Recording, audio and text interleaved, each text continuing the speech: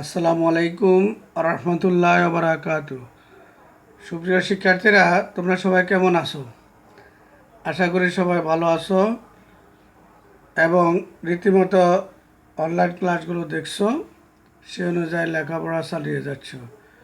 সুপ্রিয় শিক্ষার্থীরা, আজকে আমি তোমাদের সাথে আলোচনা করব নবম ও দশম শ্রেণীর পরিণতি বিষয়। পরিণতি বিষয় অধ্যায় পঞ্চম বাংলাদেশের সংবিধান। আমি মোহাম্মদ আব্দুর রাজ্জাক, সিনিয়র সহকারী শিক্ষক, বিএমটিএ উচ্চ বিদ্যালয়, গাজীপুর। সুপ্রিয় শিক্ষার্থীরা, তোমরা তোমাদের পাঠ্য বই খোলো, 46 পৃষ্ঠা সংবিধান। তোমরা কিছু ছবি দেখতে পাচ্ছ। দেখো, বাংলাদেশের জাতীয় সংসদের ছবি, তারপরে আছে হলো তোমার সুপ্রিম কোর্টের ছবি, তারপরে দেখো সংবিধান, নীতি দেখো, ন্যায় বিচারের প্রতীক। সুপ্রিয় শিক্ষার্থীরা, তোমরা এই অধ্যায় থেকে যেটা শিখবে, সংবিধান কি, উত্তম সংবিধানের বৈশিষ্ট্য, বাংলাদেশের সংবিধানের মূলনীতি। সুপ্রিয় শিক্ষার্থীরা, আমি তোমাদেরকে একটু ধারণা দিই। কোনো দেশ বা জনগোষ্ঠীর বা সংগঠনের শাসন ব্যবস্থার মূল গ্রন্থ যাতে স্বায়ত্তশাসিত কোনো রাজনৈতিক সত্তার কর্তব্য নির্ধারণের মৌলিক নিয়ম ও সূত্রসমূহ, যেমন গঠন পদ্ধতি, পরিচালক কাঠামো ইত্যাদি লিপিবদ্ধ থাকে কিংবা অলিখিত রূপে থাকে।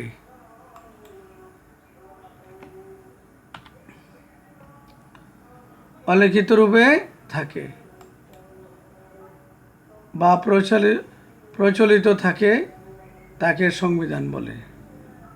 সুপ্রিয় শিক্ষার্থীরা, এবার আমরা সংবিধানের প্রকারভেদ নিয়ে আলোচনা করব।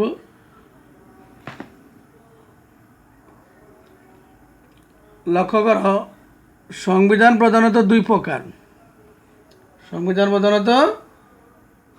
প্রকার। একটা হলো লিপিবদ্ধকরণ বা লেখার ভিত্তিতে, আরেকটা হলো সংশোধনের ভিত্তিতে। লেখার ভিত্তিতে এবং সংশোধনের ভিত্তিতে। লিখিত সংবিধান বলতে আমরা সেই সংবিধানকে বুঝি যার ধারা বা নিয়মাবলী কোনো দলিলে লিপিবদ্ধ করা থাকে, যেমন বাংলাদেশ, ভারত, যুক্তরাষ্ট্র, এই সংবিধানগুলো লিখিত। আবার অলিখিত সংবিধান বলতে আমরা সেই সংবিধানকে বুঝি যার ধারা বা সংবিধান নিয়মাবলী কোনো দলিলে লিপিবদ্ধ করা থাকে না, যেমন যুক্তরাজ্যের, নিউজিল্যান্ড, স্পেন প্রভৃতি দেশের সংবিধান হলো অলিখিত। সুপ্রিয় শিক্ষার্থীরা, তোমরা ইতিমধ্যে জেনে গেছো যে লিখিত সংবিধান এবং অলিখিত সংবিধান কাকে বলে, সংবিধানের প্রকারভেদ। তারপরে দেখো, সংশোধনের ভিত্তিতে সংশোধন পদ্ধতির উপর ভিত্তি করে সংবিধানকে দুই ভাগে ভাগ করা যায়। একটা হলো সুপরিবর্তনীয় সংবিধান, আর একটা হলো দুষ্পরিবর্তনীয় সংবিধান। তাহলে সংশোধনের ভিত্তিতে সংবিধানকে কয় ভাগে ভাগ করা হয়েছে? দুই ভাগে। একটা হলো সুপরিবর্তনীয় সংবিধান, আরেকটা হলো দুষ্পরিবর্তনীয় সংবিধান। সুপ্রিয় শিক্ষার্থীরা, সুপরিবর্তনের সংবিধান কাকে বলে? সুপরিবর্তনের সংবিধান এমন সংবিধান যার ধাপগুলো পরিবর্তন করার জন্য কোনো পৃথক বা জটিল পদ্ধতির প্রয়োজন হয় না। আইনসভার সাধারণ আইনের মতো পরিবর্তন বা সংশোধন করা যায়। এরপরে লক্ষ্য করো, দুষ্পরিবর্তনীয় সংবিধান এমন সংবিধান যা পরিবর্তন করার জন্য জটিল বা বিশেষ পদ্ধতির প্রয়োজন হয়। সুপরিবর্তনীয়তে জটিল বা বিশেষ পদ্ধতির প্রয়োজন হয় না, আর দুষ্পরিবর্তনীয়তে জটিল ও বিশেষ পদ্ধতি প্রয়োজন হয়। যেমন বাংলাদেশ, যুক্তরাষ্ট্র, এ ধরনের সংবিধান। সুপ্রিয় শিক্ষার্থীরা, তোমরা ইতিমধ্যেই সংবিধানের প্রকারভেদ সম্পর্কে ধারণা পেয়েছ। তোমরা তোমাদের বইয়ের 47 পৃষ্ঠায় তোমরা স্টাডি করবে, তাহলে তোমরা ভালোভাবে বুঝতে পারবে। সুপ্রিয় শিক্ষার্থীরা, এখন আমি আসি উত্তম সংবিধানের বৈশিষ্ট্য। উত্তম সংবিধানের বৈশিষ্ট্য তোমাদের বইয়ে 49 পৃষ্ঠায় সুন্দর করে দেওয়া আছে। তারপর আমি বলছি, উত্তম সংবিধান সুস্পষ্ট। প্রথম শর্তটাই হলো উত্তম সংবিধান, বা প্রথম বৈশিষ্ট্যটা হলো সুস্পষ্ট। উত্তম সংবিধানে অধিকাংশ বিষয় লিখিত থাকে। এই সংবিধানের ভাষা সহজ, সরল ও প্রাঞ্জল হয়। এই কারণে উত্তম সংবিধান সকলের নিকট সুস্পষ্ট ও বোধগম্য। সুপ্রিয় শিক্ষার্থীরা, তোমরা উত্তম সংবিধানের একটা বৈশিষ্ট্য নিয়ে আমি আলোচনা করলাম, সুস্পষ্ট। নাম্বার 2, সংক্ষিপ্ত। দেখো, সংক্ষিপ্ত। উত্তম সংবিধান সংক্ষিপ্ত প্রকৃতির হয়। বাকিটা তোমরা পড়ে নিবে। নাম্বার 3, মৌলিক অধিকার। নাগরিকের মৌলিক অধিকার উত্তম সংবিধানে উল্লেখ থাকে। এরপরে জনগণ তার অধিকার সম্পর্কে সচেতন হয়। এরপরে দেখো 4 নম্বর গেল। 4 নম্বর হলো জনমতের প্রতিফলন। উত্তম সংবিধান জনমতের ভিত্তিতে প্রণীত হয়। এই সংবিধানে জনগণের চাহিদা ও আশা আকাঙ্ক্ষার প্রতিফলন ঘটে। সুপ্রিয় শিক্ষার্থীরা, ইতিমধ্যে আমরা 4টি বৈশিষ্ট্য সম্পর্কে আলোচনা করেছি। এখন 5 নম্বরে দেখো, সুষম প্রকৃতির। উত্তম সংবিধান সুষম প্রকৃতির। এর অর্থ হলো উত্তম সংবিধান সুপরিবর্তনীয় ও দুষ্পরিবর্তনীয় সংবিধানের মাঝামাঝি অবস্থান। তাহলে এটা সুষম, অর্থাৎ এটা সুপরিবর্তনীয় নয়, দুষ্পরিবর্তনীয় নয়, মাঝামাঝি তার অবস্থান। অর্থাৎ এটি খুব সুপরিবর্তনীয় কিংবা খুব বেশি দুষ্পরিবর্তনীয় নয়। এর ফলে উত্তম সংবিধান সামাজিক ও রাষ্ট্রীয় পরিবর্তনের সঙ্গে তাল মিলিয়ে চলতে সক্ষম। সুপ্রিয় শিক্ষার্থীরা, তোমরা এরপরেটা দেখো, সংশোধন পদ্ধতি। উত্তম সংবিধানে কোনো ধারার সংশোধন বা পরিবর্তন নিয়মতান্ত্রিক পদ্ধতিতে হয়। এরপরেটা দেখো, রাষ্ট্র পরিচালনার মূলনীতি। রাষ্ট্র পরিচালনার মূলনীতি উত্তম সংবিধানে উল্লেখ থাকে। বাংলাদেশের সংবিধানে রাষ্ট্র পরিচালনার মূলনীতি হিসাবে জাতীয়তাবাদ, সমাজতন্ত্র, তারপরে গণতন্ত্র ও ধর্মনিরপেক্ষতাকে সন্নিবেশিত করা হয়েছে। সুপ্রিয় শিক্ষার্থীরা, এরপরে দেখো, জনকল্যাণকামী। দার্শনিক রুশো বলেছেন, যে আইনে মানুষের কল্যাণ নাই তা উত্তম সংবিধান হতে পারে না। সুতরাং উত্তম সংবিধান হবে জনকল্যাণকামী। উত্তম সংবিধান হবে জনকল্যাণকামী। সুপ্রিয় শিক্ষার্থীরা, এখন আমরা আসি, তাহলে উত্তম সংবিধানের বৈশিষ্ট্য নিয়ে আমি আলোচনা করলাম। তোমরা সংবিধানের ছবিতে দেখো, এরপরে দেখো বাংলাদেশের সংবিধান প্রণয়নের প্রক্রিয়া শুরু হয় 23শে মার্চ 1972। তাহলে কত তারিখে বাংলাদেশ সংবিধান প্রণয়নের প্রক্রিয়া শুরু হয়? 23শে মার্চ 1972 বাংলাদেশ সংবিধানের। এরপরে লক্ষ্য করো, গণপরিষদে সংবিধান গৃহীত হয় 4/1972। বাংলাদেশের সংবিধান বলবৎ হয় 16 ডিসেম্বর 1972। বাংলাদেশের গণপরিষদের প্রথম অধিবেশন অনুষ্ঠিত হয় 10 এপ্রিল 1972। সংবিধান প্রণয়ন কমিটি 34 জন সদস্য নিয়ে গঠন করা হয়। সংবিধান রচনা কমিটির প্রধান ছিলেন ডক্টর কামাল হোসেন। সংবিধান রচনা কমিটির একমাত্র মহিলা সদস্য রাজিয়া বেগম। বাংলাদেশের সংবিধানের পার্ট 2টি, বাংলা ও ইংরেজি। বাংলাদেশের সংবিধান 7টি তফসিল।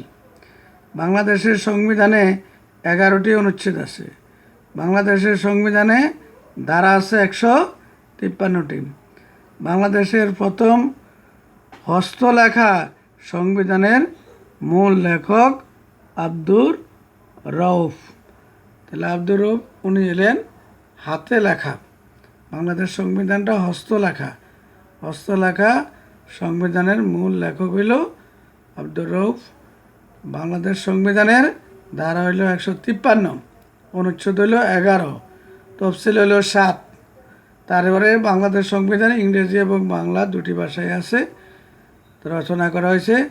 বাংলাদেশ সংবিধান কমিটির একমাত্র মহিলা রাজিয়া বেগম। তারপরে কমিটির প্রধান হলেন ডক্টর কামাল হোসেন। 74 জন সদস্য বিশিষ্ট কমিটি। সুপ্রিয় শিক্ষার্থীরা, তোমরা সংবিধানের সম্পর্কে একটা ধারণা, মোটামুটি একটা ধারণা তোমরা পেয়েছো। আমি একটা সারসংক্ষেপ তোমাদের জন্য তৈরি করেছি। সুপ্রিয় শিক্ষার্থীরা, এবার দুষ্পরিবর্তনীয় সংবিধান। বাংলাদেশ সংবিধান দুষ্পরিবর্তনীয় কারণ এর কোনো নিয়ম পরিবর্তন বা সংশোধন করতে জাতীয় সংসদে 2/3 সদস্যের সম্মতির প্রয়োজন হয়। এই জন্য এটা দুষ্পরিবর্তনীয়। সুপ্রিয় শিক্ষার্থীরা, তোমরা বাংলাদেশ সংবিধানের রাষ্ট্র পরিচালনার মূলনীতিগুলো তোমরা পড়ে নিবা। এরপরে দেখো 1972 খ্রিস্টাব্দের 4 নভেম্বর তারিখে বাংলাদেশের জাতীয় সংসদ এই সংবিধান গৃহীত হয়। 72 সালে 4 নভেম্বর। এরপরে সুপ্রিয় শিক্ষার্থীরা, তোমরা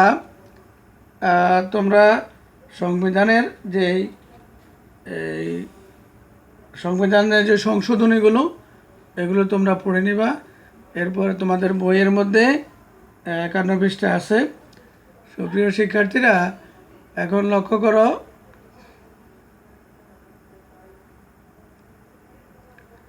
প্রথম সংশোধনী 1971 সালের মুক্তিযুদ্ধের সময়কার মানবতা বিরোধী যুদ্ধ অপরাধীদের বিচারের বিধান করা হয়। এটা করা হয়েছে জুলাই 1973 সালে। এটা হলো প্রথম সংশোধনী। নাম্বার 2 সংশোধনী সেপ্টেম্বর 1973। বাংলাদেশের ভেতর গোলযোগ, যুদ্ধের আশঙ্কা কিংবা মানুষের জীবনযাত্রার সংকট দেখা দিলে রাষ্ট্রপতিকে প্রধানমন্ত্রীর পরামর্শক্রমে জরুরি অবস্থা ঘোষণার ক্ষমতা দেওয়া হয়। এটা হলো দ্বিতীয় সংশোধনীর মধ্যে। সুপ্রিয় শিক্ষার্থীরা, এরপর 3 নম্বর দেখো, তৃতীয় সংশোধনী হলো নভেম্বর 1974। বঙ্গবন্ধু শেখ মুজিবুর রহমান ও ভারতের প্রধানমন্ত্রী ইন্দিরা গান্ধীর মধ্যে ভারত বাংলাদেশের সীমান্ত সংক্রান্ত যে চুক্তি হয়, তৃতীয় সংশোধনীতে তা বৈধ ঘোষণা করা হয়। এরপরে দেখো 4র্থ সংশোধনী 19 জানুয়ারি 1975। সংসদীয় সরকার ব্যবস্থার পরিবর্তে রাষ্ট্রপতি শাসিত সরকার ব্যবস্থার প্রবর্তন করা হয়। এখানে আরেকটা করছে, উপরাষ্ট্রপতির পদ সৃষ্টি, সকল রাজনৈতিক দল বিলুপ্ত করে একটি মাত্র রাজনৈতিক দল সৃষ্টি করা হয়। এটা 1975 সালের চতুর্থ সংশোধনীর মাধ্যমে। সুপ্রিয় শিক্ষার্থীরা, এবার পঞ্চম সংশোধনী তোমরা লক্ষ্য করো। এটা এপ্রিল 1979। 1975 সালের 15 আগস্টের পর সামরিক সরকার কর্তৃক যেসব বিধিবিধান প্রণয়ন সংবিধানের সংশোধনী আনা হয়েছে সেগুলো পঞ্চম সংশোধনী আইনে বৈধ বলে ঘোষণা করা হয়। রাষ্ট্রীয় মূলনীতি পরিবর্তন করা হয়। বাংলাদেশের নাগরিকতা বাঙালি থেকে বাংলাদেশি করা হয়। সুপ্রিয় শিক্ষার্থীরা, এখানে অনেকগুলো সংশোধনী আনা হয়েছে, তোমরা লক্ষ্য করো। 1975 সালের 15 আগস্টের পরে সামরিক সরকার কর্তৃক যেসব বিধিবিধান প্রণয়ন ও সংবিধানের সংশোধনী আনা হয়েছে সেগুলো পঞ্চম সংশোধনীর আইনে বৈধ বলে ঘোষণা করা হয়। এরপরে দেখো আরেকটা আছে, রাষ্ট্রীয় মূলনীতি পরিবর্তন করা হয়। এরপরে আরেকটা আছে, বাংলাদেশের নাগরিকতা বাঙালি থেকে বাংলাদেশি করা হয়। সুপ্রিয় শিক্ষার্থীরা, এরপরে লক্ষ্য করো ষষ্ঠ সংশোধনী। ষষ্ঠ সংশোধনীতে তোমরা লক্ষ্য করো, এখানে জুলাই 1981, ষষ্ঠ সংশোধনী জুলাই 1981, উপরাষ্ট্রপতির পদ লাভজনক নয় এই বিধান করে বিচারপতি আব্দুস সাত্তার রাষ্ট্রপতির পদে নির্বাচনের ব্যবস্থা নিশ্চিত করা হয়। তাহলে উপরাষ্ট্রপতির পদ লাভজনক নয় এই বিধান করে বিচারপতি আব্দুস সাত্তারকে রাষ্ট্রপতি পদে নির্বাচনের ব্যবস্থা নিশ্চিত করা হয়। সুপ্রিয় শিক্ষার্থীরা, আজকে আমরা সংশোধনের 1 থেকে 6 পড়ব। এটা তোমরা বাসায় পড়বা, বইয়ের 52 পৃষ্ঠা, তাহলে তোমরা আরও বেশি বুঝতে পারবে এবং সংশোধনীগুলো তোমরা আয়ত্ত করবে এবং সেখান থেকে তোমরা MCQ করবে এবং জ্ঞানমূলক প্রশ্নগুলো তোমরা পড়বা। সংবিধানের উপর অনেকগুলো মানে জ্ঞানমূলক থাকে এবং MCQ থাকে, সেখান থেকে সনগুলোর উপরে, তারিখগুলোর উপরে। যেমন চতুর্থ সংশোধনী জানুয়ারি 1975, এরকম চতুর্থ সংশোধনী জানুয়ারি 1975, এখানে থাকবে 1976, 1975, এরকম উল্টাপাল্টা দেওয়া থাকবে। তাহলে তোমরা লিখবা 1975 চতুর্থ সংশোধনী জানুয়ারি 1975, এরকম। সুপ্রিয় শিক্ষার্থীরা, এবার লক্ষ্য করো, আমরা একটা বাড়ির কাজ তোমাদেরকে দিব।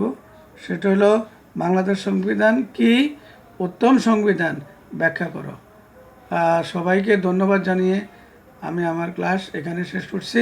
সবাই ভালো থাকো, সুস্থ থাকো এবং বড়দেরকে সম্মান করবে, ছোটদেরকে স্নেহ করবে, ভালোবাসবে।